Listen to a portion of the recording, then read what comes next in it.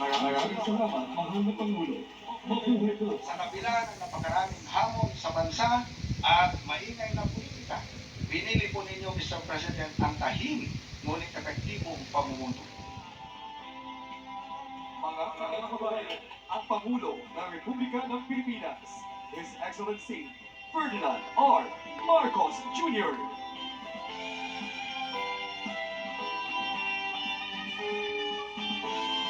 Atin pong natutunghayan ang briefing ng ating Pangulo kasama si NIA Administrator, Engineer Eddie G. Killian tungkol sa pangkalahatang impormasyon ng Antong Dam and Irrigation Project.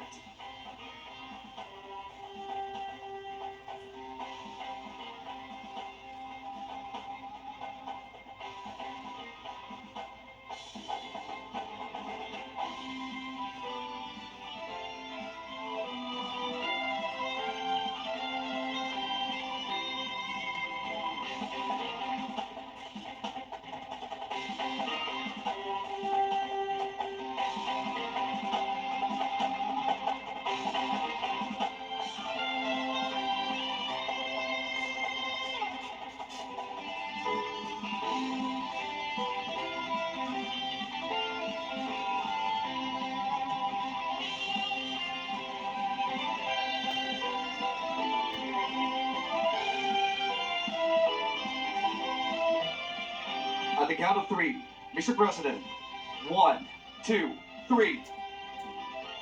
Ang Antong Dam and Irrigation System Project ay isang pangunahing proyekto ng pambansang pamahalaan na magbibigay ng maaasahan at tuloy-tuloy na supply ng tubig sa 1,563 hektarya ng sakahan sa Lutayan, Sultan Kudarat. Layunin nitong pataasin ang ani, suportahan ang pamamahala ng pagbaha at direktang makinabang ang 355 magsasaka sa Upper, Center, Lower at Baluno Irrigator Association Incorporated. Sa pagkakataong ito, hinihiling po namin sa ating Pangulo na magtungo sa loob ng Antong Dam upang isagawa ang simbolikong pag-ikot sa intake gate valve bilang hudyat ng opisyal na pagbubukas ng Antong Dam. Kaganitong susundan ng inspeksyon sa mga sluice dam gates. At the count of three, Mr. President, 1, 2, 3. Maraming salamat, mahal na Pangulo. Mabuhay po ang mga magsasaka. Mabuhay ang Sultan Kudarat.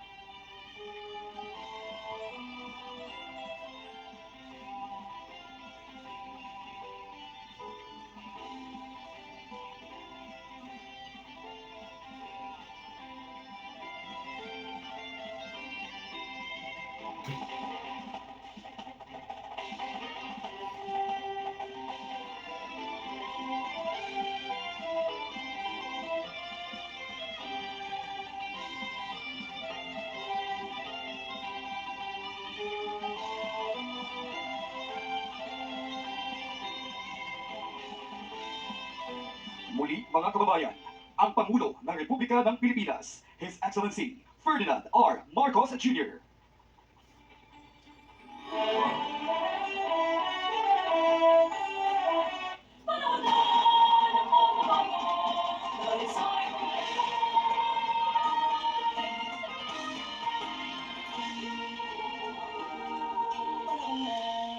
Bago-bago, dahil sa ito ay kinakailangan tayo na tumutulong habang narin ang mahal ng bayan.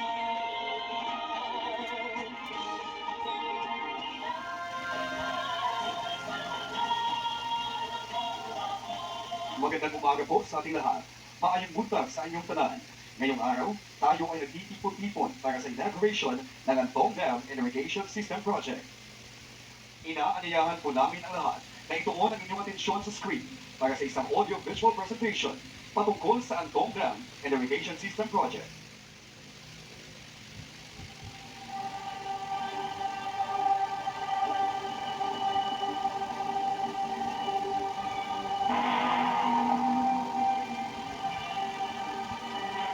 Agriculture remains the backbone of our nation, sustaining communities and ensuring food security for every Filipino family. In the municipality of Lutayan, Sultan Kudarat, thousands of lives depend on a reliable irrigation system that nourishes the land and supports the dreams of hardworking farmers. In 2021, Unprecedented heavy rainfall in the upstream areas of the Buay River caused severe damage to the downstream portion of the Antong Dam. Despite immediate intervention efforts from the local government units, the National Irrigation Administration, and the Irrigators Association, recurring floods led to the collapse of the dam's superstructure and foundation. For nearly a year, farming activities were disrupted, affecting irrigation services and threatening the livelihoods of hundreds of farming families.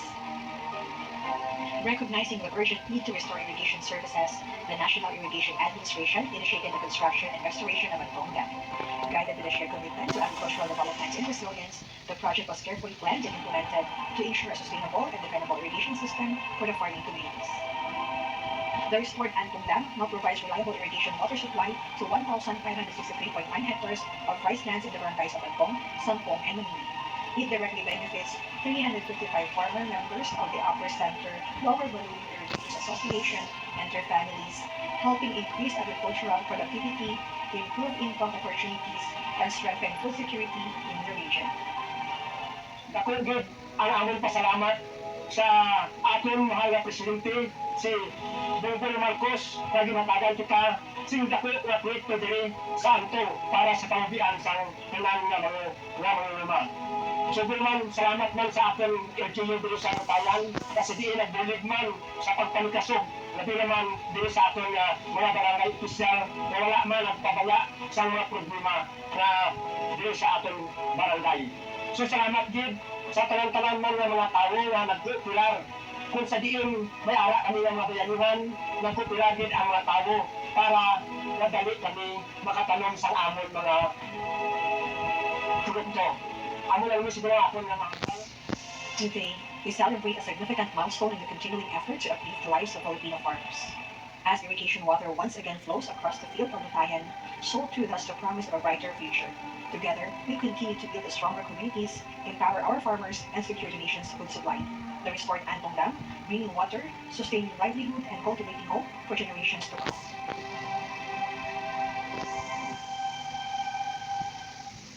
Sa puntong ito, inaanyayahan po natin ang NIA Administrator, Engineer Eddie G. Killian, upang magbigay ng kanyang mensahe at para ipakilala ang ating panauhing pandaman. Mayong buntag kaninong kanan sa ating mahal na Pangulo, His Excellency President Ferdinand Bongbong Marcos Jr. Sir, sa mga opisyal ng ating lokal na pamahalaan, mga kinatawan ng iba't ibang ahensya, mga bagong bayaning magsasaka, at sa lahat ng mamamayan ng Sultan Kudarat, isang mapagpalang araw po sa ating lahat. Naibang bigatyo abi na po. Ngayong araw, sama-sama natin ipagdiriwang ang isang mahalagang tagumpay sa patuloy na pagsulong ng pamahalaan para sa mas matatag, mas produktibo at mas makatawang sektor ng agrikultura ang inaugurasyon ng Antong Dam Rehabilitation Project. Kasama po natin ngayon ang ating mga Pangulo, hindi lamang upang mag-inaugurate ng isang proyekto, kundi upang ipakita ang bunga ng isang pamahalaang tunay na nakikinig, may malasakit at kumikilos.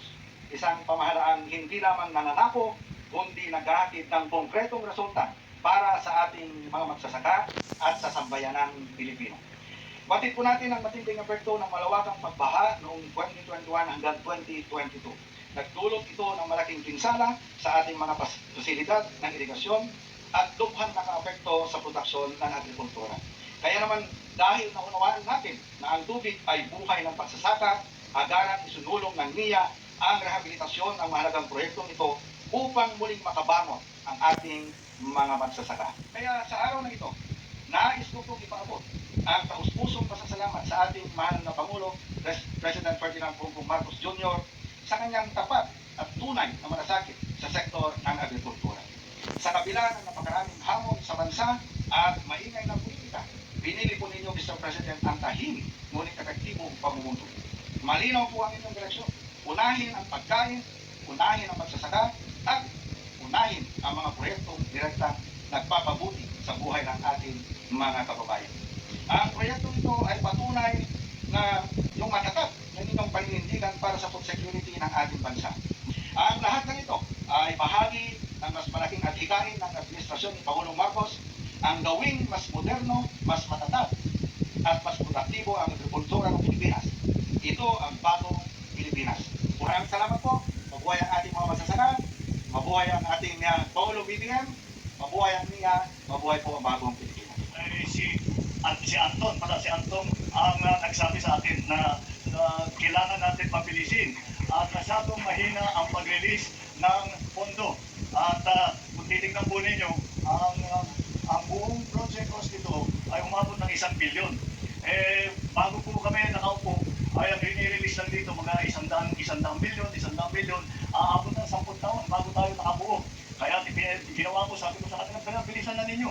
At hindi maaaring magantay ang mga magsasaka dito sa Sultan Kudarat ng 10 na taon. Kaya natapos natin, mula 2021 ito nasira, natapos na natin 2026, napabilis natin ng kaunti at nakita naman natin maganda ang naging resulta. At ng ating minamahal na kababayan, mayong adlaw sa inyong tanan na ipagkakalaw nyo amin, magandang tanghali po sa inyong lahat. Isa pong karangalan para sa akin na makarating dito sa Sultan Kudarat dahil alam ko po na napakahirap ang pinagdaanan ng mga magsasaka dito sa nakaraang ilang taon. Dahil noong 2021 nga, na matindi ang pagsubok na nangyari sa atin dahil sunod-sunod, tuloy-tuloy ang pag-ulan. At talagang mula, sinira na yung natin, yung naman po natin, na para sa pagsasaka, ang pinakamahalaga ay ang patubig. Kung walang magandang patubig, wala tayong maaasahan sa ating ani, at umaasa lang tayo sa ulan, umaasa lang tayo sa mga pampa, mga bomba na kumukuha sa well, kumukuha sa ilog. Kulang na kulang po yan. Kaya maganda po na magkakaroon tayo ng ganitong klase na mga pasilidad. Po yung may pinapakita kung gaano ganda ang polisiya na whole of government approach. Ano ibig sabihin? Ang whole of government approach po na aming polisiya mula nung napag-upo ko bilang Pangulo ay ito po ay sinasabi namin, hindi naman bawat isang ahensya lang. Halimbawa natin, pagka may irrigation system na ganito, basta niya lang na lumala. Kapo hindi naman kaya, marami silang ang maraming support yan, maraming infrastruktura kailangan ayusin, yung mga kalsada, yung mga tulay, yung mga ganitong klaseng mga bagay, ay hindi lang niya ang dapat na tumutulong. Kaya nandiyan ang DA, nandiyan ang iba't ibang ahensya ng gobyerno, pati DBM, kasama yung Department of Budget and Management, kasi inayos natin yung budget para dito. Ininapit sa akin ni LD, at sabi na, kailangan ng mapagbilis natin, pinuntahan na, sabi ko naman sa DBM, na hanapan nila ng paraan para pumunta agad ng pondo para dito. Sa mga magsasaka sa Sultan Kudarat, kayo ang tunay na lakas ng proyektong ito. Ang inyong sakripisyo at pagsisikap ang dahilan kung bakit ang bawat Pilipino ay may pagkain sa kanilang habat. Ang inyong pagtsatsaga ay nagbibigay daan sa muling pagbangon nito. Gamitin natin ang proyektong ito na mabuti. Alagaan po ninyo na mabuti at tatagal ito na hanggang sa mga anak ninyo, mapapakinabangan pa nila ito basta talagaan natin na mabuti at tiyakin natin na yung mga maintenance, magandang pagkagamit para dito sa magandang mga organization, mga indicators association, magandang pagsasama ng mga cooperative at kayo nag-uusap-usap para yung pag-distribute ng patubig ay pantay-pantay naman at lahat naman ay makakatikim dito sa ating bagong naging proyekto. Sa pangarap na ito, nais ng pamahalaan ay paramdam sa inyo na hindi kayo nag-iisa. Katuwang ninyo kami sa paghahanap ng lahat ng maaaring paraan upang mas mapabuti ang mga inyong hanap buhay at ang inyong buhay at ang buhay ng inyong mga pamilya at ang buhay ng lahat sa inyong komunidad.